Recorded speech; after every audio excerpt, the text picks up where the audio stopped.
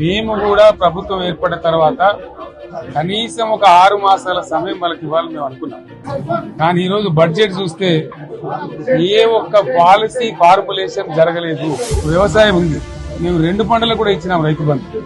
వీళ్ళు ఎగ్గొడతామని చెప్తా ఉన్నారు. ధాన్యం కొనుగోలు చేయలేదు, విద్యుత్ సరఫరా చేయడం లేదు, నీళ్లు సరఫరా చేయడం లేదు, ఇంకా రైతు భరోసా రైతు బంధు గురించి ఇంకా ప్రస్తావనే లేదు. రాష్ట్రంలో వ్యవసాయ పాలసీ ఏమిటి, పారిశ్రామిక పాలసీ ఏమిటి, ఐటీ పాలసీ ఏమిటి, ఒక్క పథకం మీద కూడా ఇప్పుడు స్పష్టత లేదు. గొర్రెల పెంపకం పథకాన్ని టోటల్ గా మూసివేసినట్టుగా మనకు అర్థమవుతా ఉంది. ఇప్పటికే యాదవ సోదరులు చెల్లించిన డిపాజిట్ కూడా తిరిగి వాపసు తీసుకుంది ప్రభుత్వం.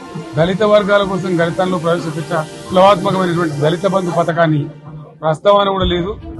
అదేవిధంగా మత్స్యకారులకు ఆ భరోసా లేదు. మా గోల్స్ ఇవి, మా టార్గెట్స్ ఇవి అనే పద్ధతి గాని పద్దు గాని లేదు. భవిష్యత్తులో బ్రహ్మాండంగా మేము దీన్నంతా కూడా చీల్చి చెండాడబోతాం.